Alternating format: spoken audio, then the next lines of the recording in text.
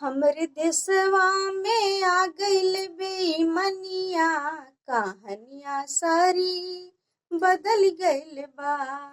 कहानियां सारी बदल गइल बा। सोने के चिड़ैया रहले जहावा क नामावा, बस गइल बाड़े इहाँ सगर बेईमानवा।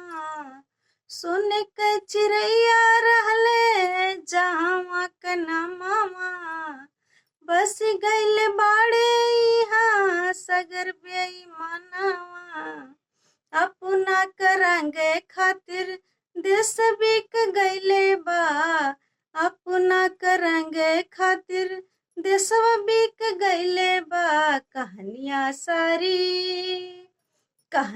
सारी बदल गइल बा। कहानियां सारी बदल गइल बा।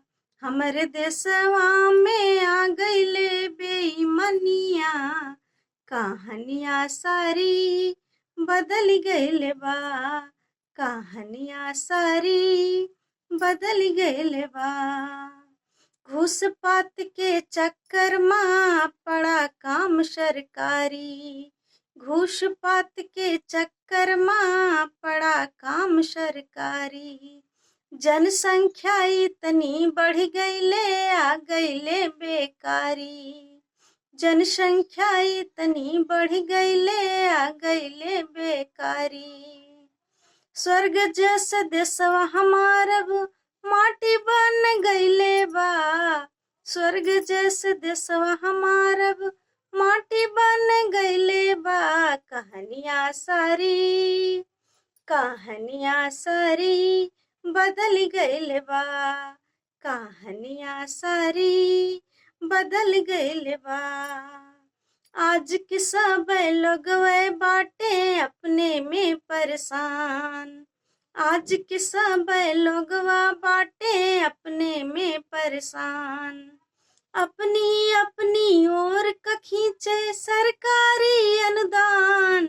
गद्दी के चक्कर में भैया सब बर्बाद हो गइले बा। गद्दी के चक्कर में भैया सब बर्बाद हो गइले बा। कहानियां सारी बदल गइल बा। हमरे देशवा में आ गइल बेईमनिया, कहानियां सारी बदल गइल बा। हमरे देशवा में आ गइल बेईमनिया, कहानियां सारी बदल गइल बा।